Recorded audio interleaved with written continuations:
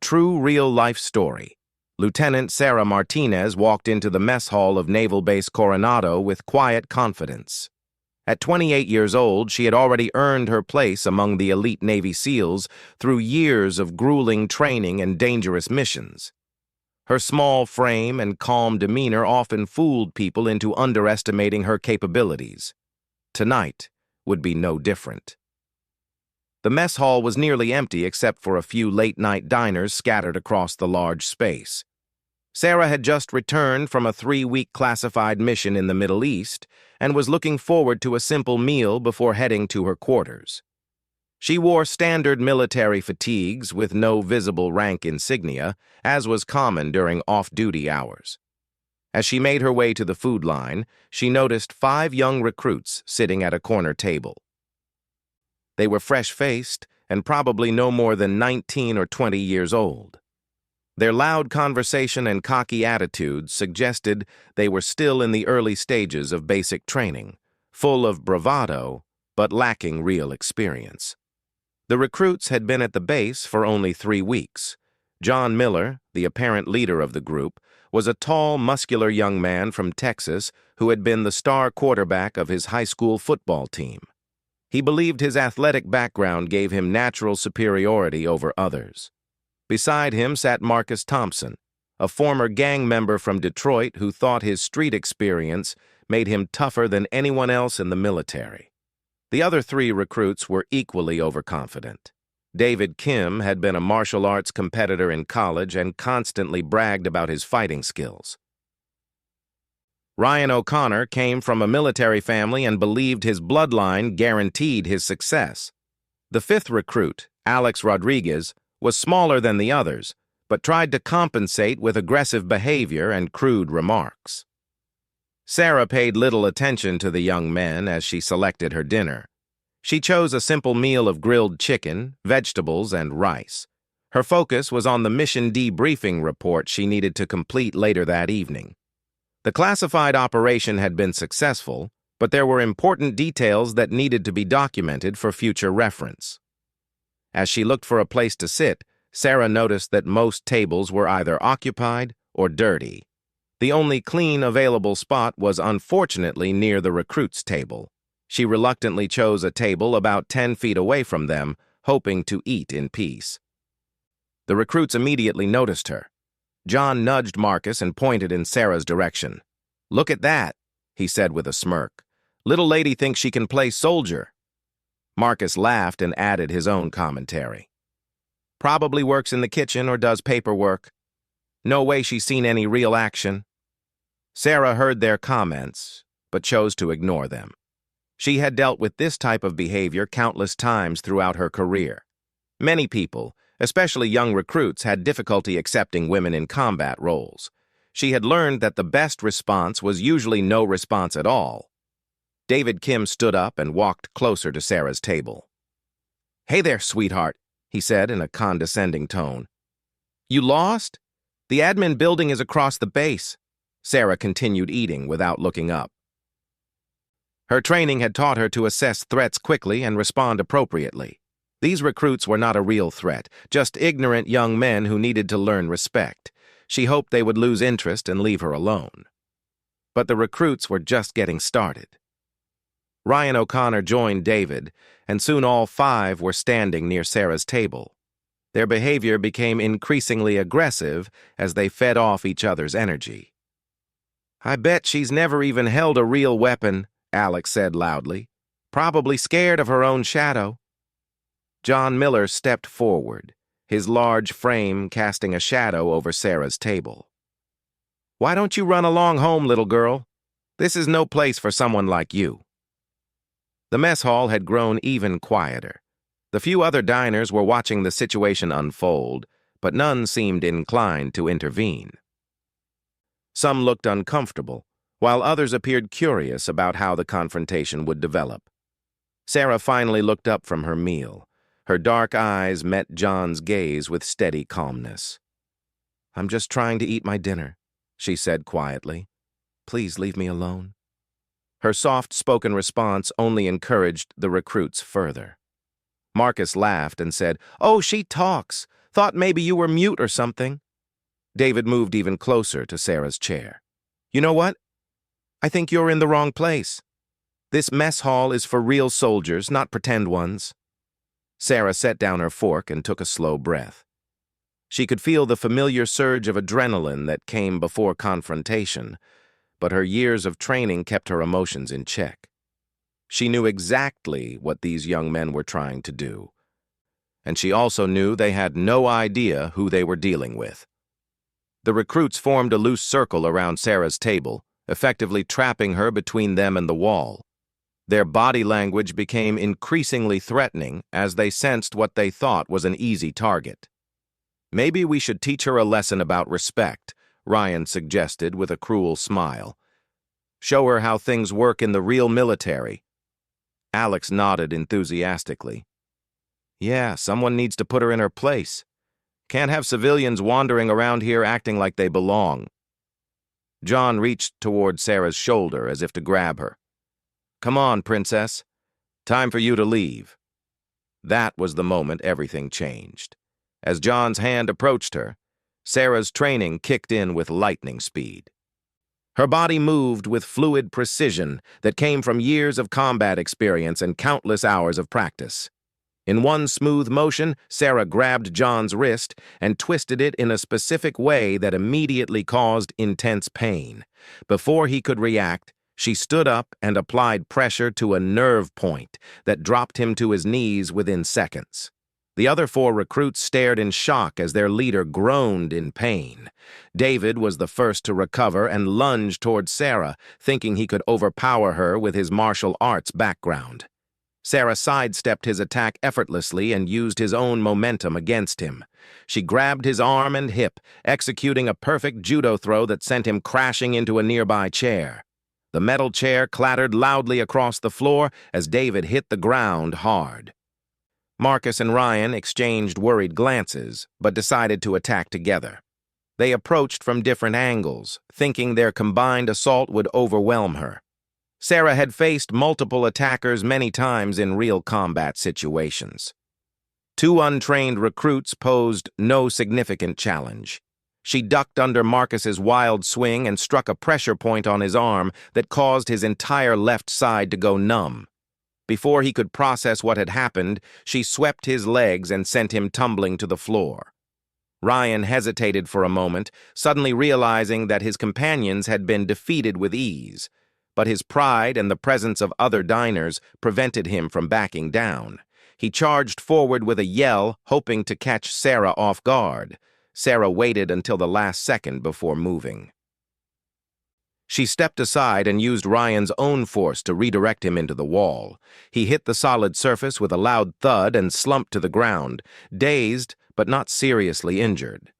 Alex, the smallest of the group, stood frozen in terror.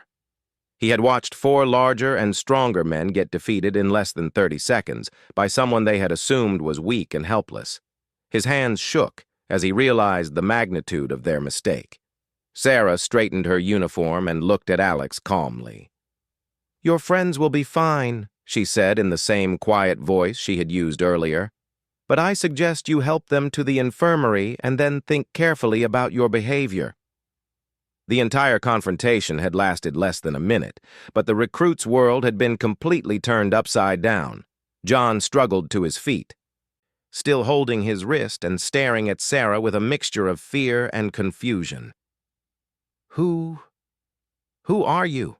he stammered, his earlier arrogance completely gone. Sarah picked up her tray and prepared to leave. She could see the question in all their eyes, the dawning realization that they had made a terrible mistake. But she decided not to answer directly. Sometimes the most valuable lessons came from personal discovery. Other diners in the mess hall began to whisper among themselves. Some recognized Sarah and knew exactly who she was. Others were simply amazed by what they had witnessed. The story would spread quickly throughout the base, adding to the legend that surrounded elite operators. As Sarah walked toward the exit, she passed a table where a senior petty officer was sitting with his coffee. He nodded respectfully and said quietly, "Good evening, Lieutenant Martinez." The recruits heard the rank and last name, and their faces went pale. They were beginning to understand the gravity of their situation, but they still had no idea of the full scope of their mistake. Sarah paused at the door and looked back at the 5 young men. "I hope you learned something valuable from this experience," she said. "The military is about respect, discipline, and teamwork. It's not about bullying people you think are weaker than you." With that, she left the mess hall, leaving behind 5 very confused and humbled recruits. The silence that followed was deafening as the reality of what had just happened began to sink in. John Miller sat back down heavily, his mind racing. He had been so confident in his abilities and so certain of his superiority. Now, he felt like a fool. The woman they had cornered and tried to intimidate had defeated all of them without breaking a sweat. Marcus rubbed his numb arm, trying to restore feeling to his limb. His street fighting experience had proven useless against someone with real training. He began to question everything he thought he knew about combat and toughness. David Kim remained on the floor for several more minutes, his pride as shattered as his body was sore. His martial arts trophies suddenly seemed meaningless in the face of true combat expertise. He realized he had been playing at fighting while others had been training for war. Ryan O'Connor touched the growing lump on his head where he had hit the wall. Coming from a military family, he should have known better. He should have recognized the signs of a true warrior. His father would be ashamed if he learned about this incident. Alex Rodriguez was the most shaken of all. As the smallest member of the group, he had relied on the protection of his larger friends.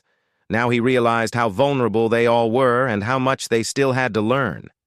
The mess hall gradually returned to normal, but the 5 recruits remained at their table, each lost in his own thoughts. They knew their military careers had just taken a dramatic turn, though they didn't yet understand the full implications of their encounter with Lieutenant Sarah Martinez. True real-life story. The next morning arrived with the sharp sound of Reveille echoing across Naval Base Coronado. The 5 recruits had spent a sleepless night replaying the events in the mess hall. Each man questioned everything he thought he knew about strength, respect, and military service. John Miller stared at the ceiling of his barracks, his wrist still aching from the previous evening's encounter. The pain served as a constant reminder of his humiliation. He had always been the strongest person in any room, the natural leader others looked up to. Now he felt small and confused. Word of the incident had spread quickly through the recruit training companies. By breakfast time, dozens of people knew that 5 recruits had been defeated by a single woman in the mess hall. The details varied with each telling, but the basic facts remained the same. Drill Sergeant Williams approached the 5 recruits during morning formation. His weathered face showed no emotion as he called them aside from the main group. Williams had been training recruits for over 15 years and had seen every type of behavior imaginable. "I heard you boys had an interesting evening," Williams said, his voice carrying the authority of his rank. "Care to explain what happened?" John stepped forward as the group's unofficial leader. "Sergeant, we made a mistake. We approached a woman in the mess hall and she defended herself." Williams nodded slowly. "She defended herself against 5 grown men. Does that strike you as normal, recruit?" The 5 young men exchanged glances. They were beginning to realize that their encounter was far more significant than they had initially understood. Marcus spoke up hesitantly. "Sergeant, who was that woman?" "Someone called her Lieutenant Martinez." A slight smile crossed Williams's face. "Lieutenant Sarah Martinez is one of the most decorated Navy SEALs currently serving.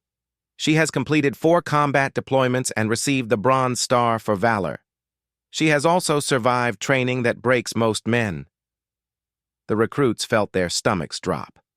David Kim's face went pale as he processed this information. "We attacked a Navy SEAL?" "You didn't attack her," Williams corrected firmly.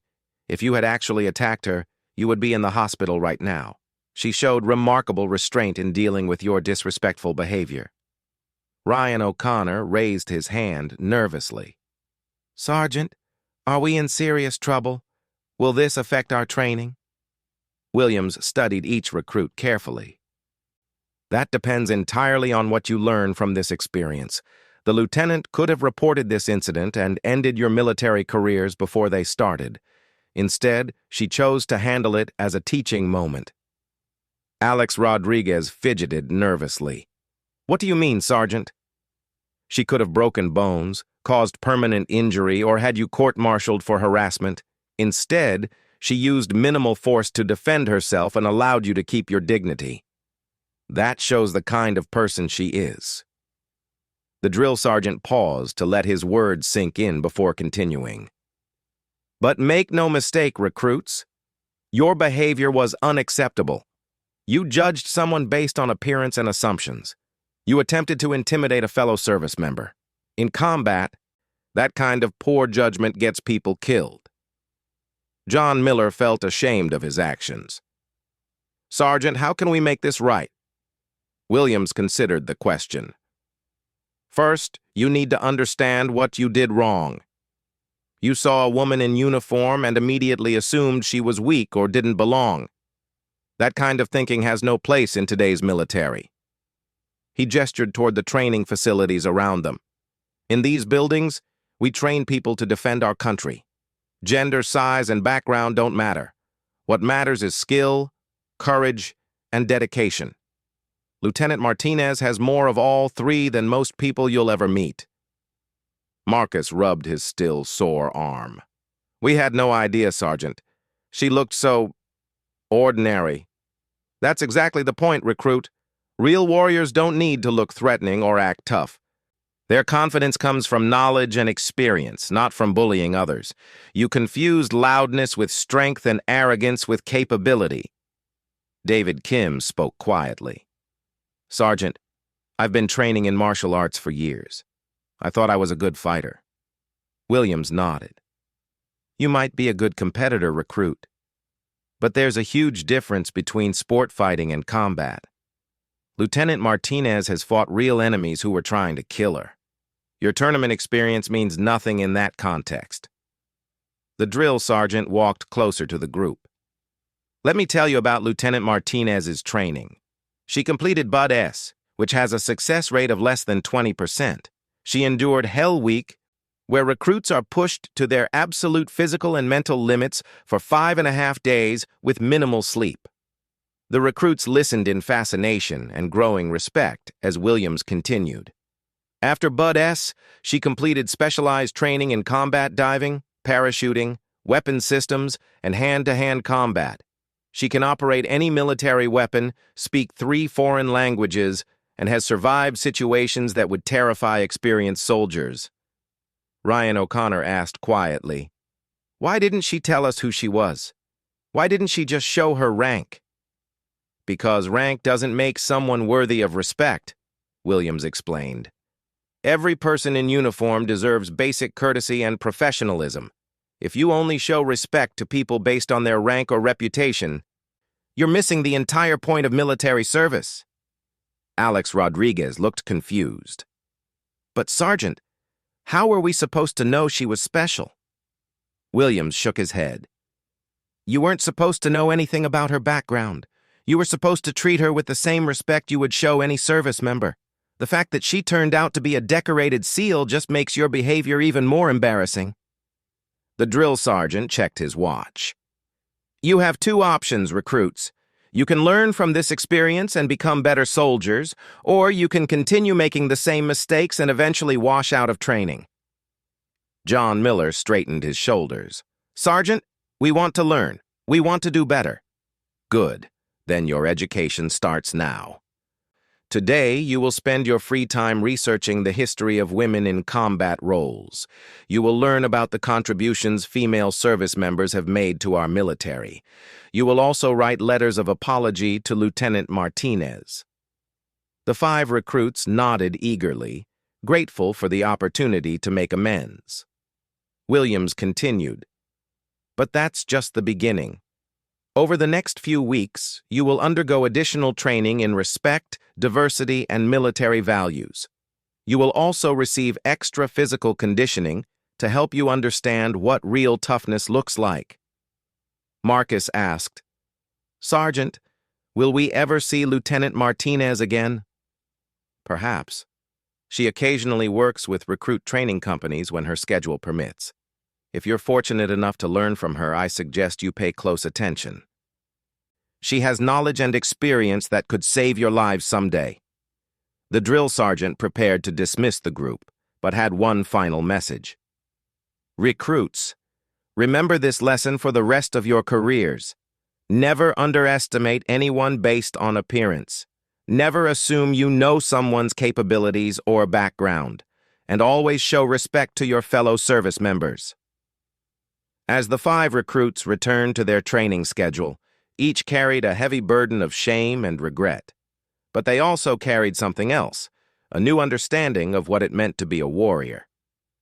John Miller threw himself into his studies that evening, reading about female combat veterans and their contributions to military operations. He learned about pilots who had flown dangerous missions, medics who had saved lives under fire, and special operations soldiers who had completed classified missions behind enemy lines. Marcus Thompson reflected on his street-fighting background and realized how naive he had been. Real combat was nothing like the fights he had experienced growing up. Military training was designed to create disciplined warriors, not street thugs. David Kim researched the differences between sport martial arts and military combat training. He discovered that competitive fighting taught technique and rules, while military training taught survival and adaptability in life-or-death situations. Ryan O'Connor called his father, a retired Marine sergeant, and confessed what had happened. His father's disappointed silence was more painful than any punishment could have been. His family's military tradition meant everything to him, and he had dishonored it with his behavior. Alex Rodriguez spent the evening writing and rewriting his apology letter. He struggled to find words that could adequately express his regret and shame. He realized that his aggressive behavior had been a mask for his own insecurity and fear. Meanwhile, Lieutenant Sarah Martinez was in her quarters, reviewing mission reports and planning future training exercises. She had already put the incident behind her and moved on to more important matters. For her, the encounter had been a minor interruption, barely worth remembering. However, she received a message from Drill Sergeant Williams explaining the recruits' punishment and their desire to apologize. Sarah appreciated the sergeant's handling of the situation and agreed to consider meeting with the recruits if they demonstrated genuine change in their attitudes and behavior. The next few weeks brought intensive training for all recruit companies on the base. The 5 recruits found themselves working harder than ever before, but their motivation had completely changed. Instead of trying to prove their superiority over others, they focused on proving their worthiness to serve alongside dedicated professionals like Lieutenant Martinez. John Miller discovered that true leadership meant lifting others up rather than putting them down. He began helping struggling recruits instead of mocking them and found that his influence grew stronger through encouragement rather than intimidation. Marcus Thompson channeled his street survival instincts into legitimate military training. He learned that aggression could be valuable when properly directed and controlled, but that discipline and teamwork were far more important than individual toughness. David Kim realized that his martial arts background was actually valuable, but only as a foundation for military combat training. He began studying military fighting techniques with the same dedication he had shown to competition, but with a completely different mindset. Ryan O'Connor worked to rebuild his family's pride in his service. He wrote long letters to his father, describing his training and his new understanding of military values. Gradually, he earned back his father's respect through consistent improvement in attitude and performance. Alex Rodriguez found confidence through competence rather than aggression. As his military skills improved, his need to act tough diminished. He discovered that real strength came from knowledge, preparation, and the support of his fellow service members. The 5 recruits had been transformed by their encounter with Lieutenant Martinez, though they didn't fully understand the extent of the change. They were becoming the kind of soldiers the military needed, respectful, disciplined, and focused on mission accomplishment rather than personal glory. Their story became part of base legend, serving as a cautionary tale for future recruits about the importance of respect and the dangers of assumptions, but more importantly, it became a story about redemption and the power of good leadership to transform misguided young people into capable warriors. True real-life story. 3 months had passed since the incident in the mess hall. The 5 recruits had completed their basic training and advanced to more specialized military education. Their transformation had been remarkable, noticed by instructors throughout the base. Lieutenant Sarah Martinez had been following their progress through informal reports from Drill Sergeant Williams and other training staff. She was impressed by their dedication to change and their improved performance in all areas of military training. The opportunity for a reunion came when Sarah was assigned to conduct a special operations awareness presentation for advanced trainees. The session was designed to educate promising recruits about career opportunities in elite military units. John Miller, Marcus Thompson, David Kim, Ryan O'Connor, and Alex Rodriguez were among the 50 recruits selected to attend the presentation. When they saw Lieutenant Martinez enter the training auditorium, their hearts raced with a mixture of nervousness and excitement. Sarah took the podium with her characteristic, calm confidence. She wore her dress uniform with visible ribbons representing her various commendations and deployments. The recruits could now see the full scope of her achievements displayed on her chest. "Good morning, future warriors," Sarah began, her voice carrying easily across the auditorium. "I'm Lieutenant Sarah Martinez, and I'm here to talk to you about opportunities in naval special warfare." The 5 recruits sat in the front row, hanging on every word. They had spent months learning about Lieutenant Martinez's accomplishments, but hearing her speak in person was a completely different experience. Sarah began with the history of Navy SEALs, explaining the origins of the program during World War II and its evolution into the modern Special Operations Force. She described the various missions SEALs conducted around the world and the skills required for success. "Being a SEAL isn't about being the biggest or strongest person," she explained. "It's about mental toughness, adaptability, and the ability to work effectively as part of a team. Physical strength is important, but it's only one component of what makes an effective special operator." John Miller raised his hand tentatively. Sarah recognized him immediately but showed no sign of their previous encounter. "Yes, recruit?" "Ma'am, what was the most challenging part of your training?" John asked, his voice respectful and professional. Sarah considered the question carefully. The mental challenges were harder than the physical ones. Learning to push beyond what you think your limits are, trusting your teammates completely, and making critical decisions under extreme stress. Your body can be trained to endure almost anything, but your mind has to be equally tough. Marcus Thompson raised his hand next. "Ma'am, how do you deal with people who don't think women should be in combat roles?" Several recruits shifted uncomfortably, knowing about the previous incident, but Sarah answered the question with grace and professionalism. "I prove my worth through performance, not arguments," she replied. "Actions speak louder than words. If someone doubts my capabilities, I let my results change their mind. Respect is earned, not given, regardless of gender." David Kim asked about the differences between civilian martial arts and military combat training. Sarah explained that military training focused on mission completion and survival rather than winning competitions according to rules. "In real combat, there are no rules," she said. "You use whatever tools and techniques are available to complete your mission and protect your teammates. Sport fighting teaches valuable skills, but combat is about adaptation and effectiveness under extreme pressure." Ryan O'Connor inquired about the role of family military traditions in special operations careers. Sarah acknowledged that military families often produced excellent service members, but emphasized that each person had to earn their place individually. "Your family's service is something to be proud of," she said, looking directly at Ryan. "But you can't coast on their achievements. Every generation must prove itself and uphold the standards of excellence that came before." Alex Rodriguez asked about overcoming physical limitations and building confidence in high-pressure situations. Sarah's response resonated with everyone in the auditorium.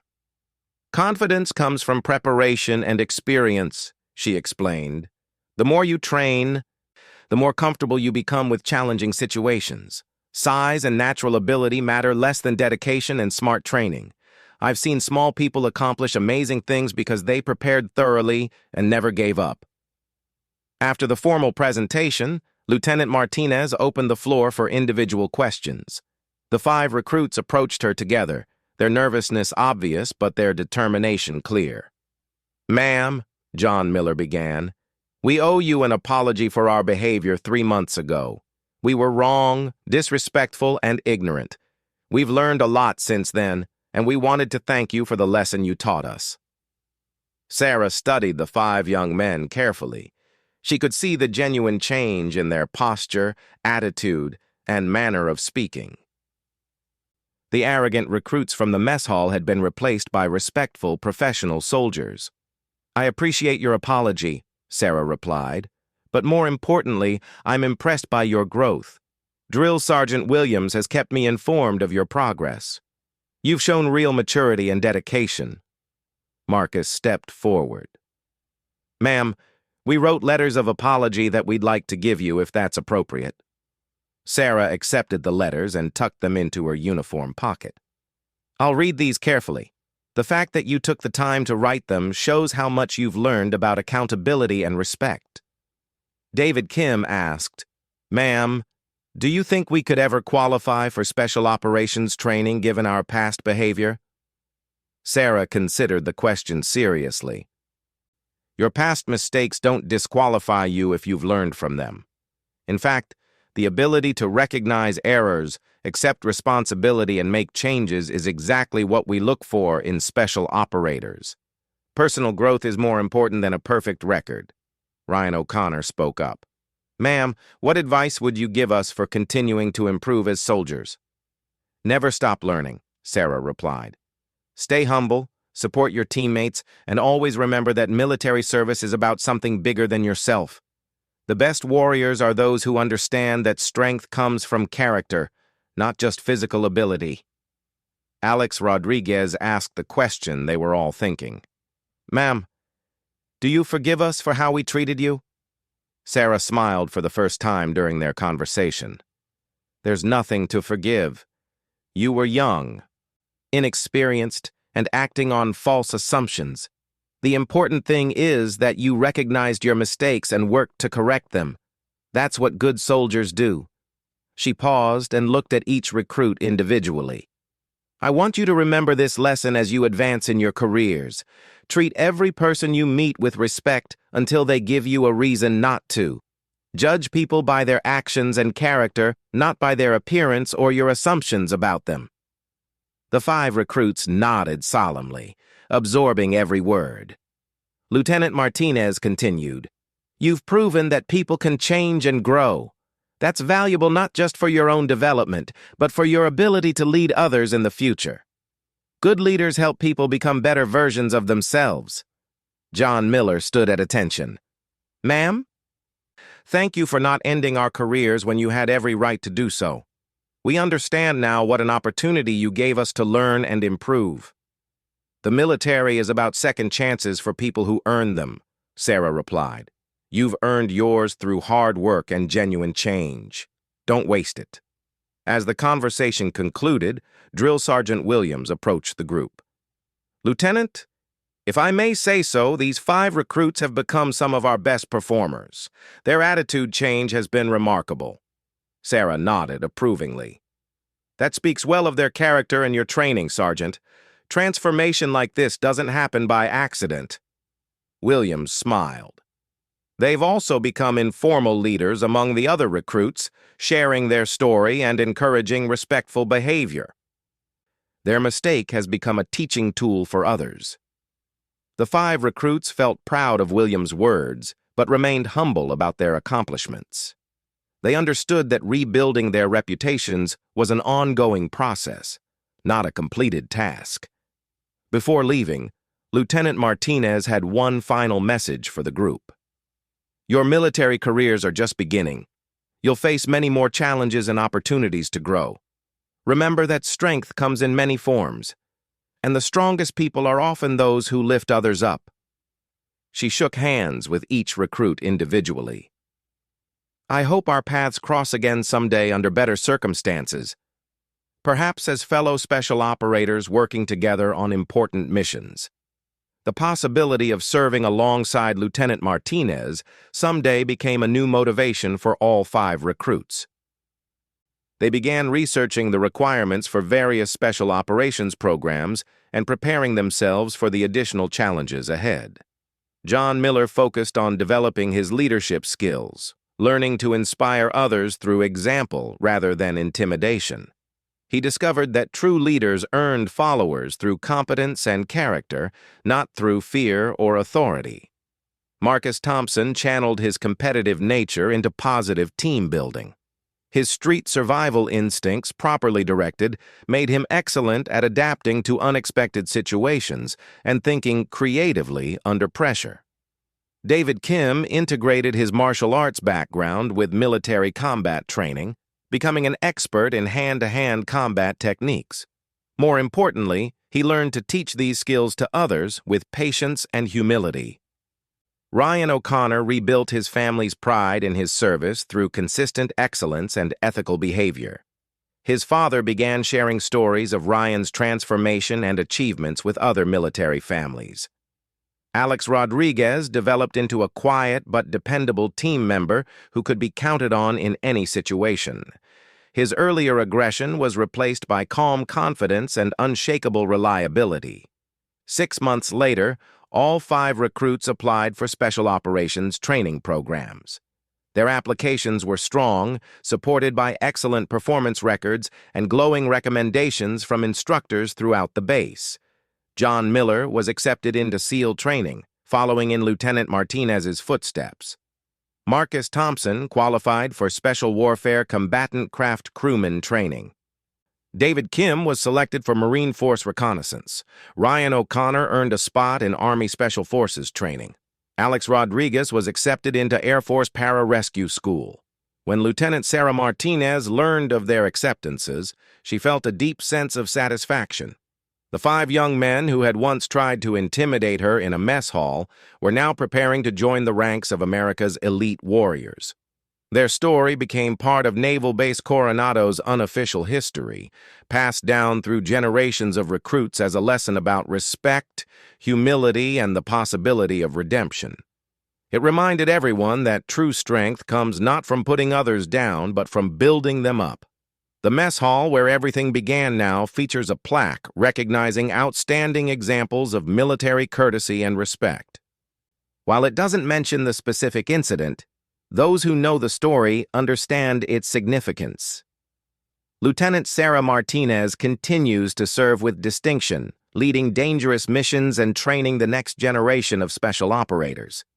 She rarely speaks about the incident with the 5 recruits, but she takes quiet pride in knowing that her response helped transform 5 potential troublemakers into dedicated warriors.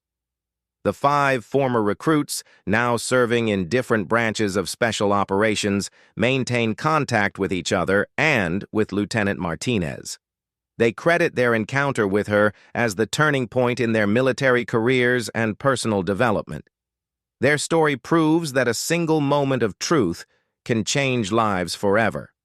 Sometimes the greatest victories come not from defeating enemies in combat, but from helping misguided people find their way to honor, respect, and genuine strength. Today, all 5 men are deployed around the world, protecting American interests and saving lives. They carry with them the lessons learned in a mess hall confrontation that lasted less than 30 seconds, but taught them everything they needed to know about what it truly means to be a warrior.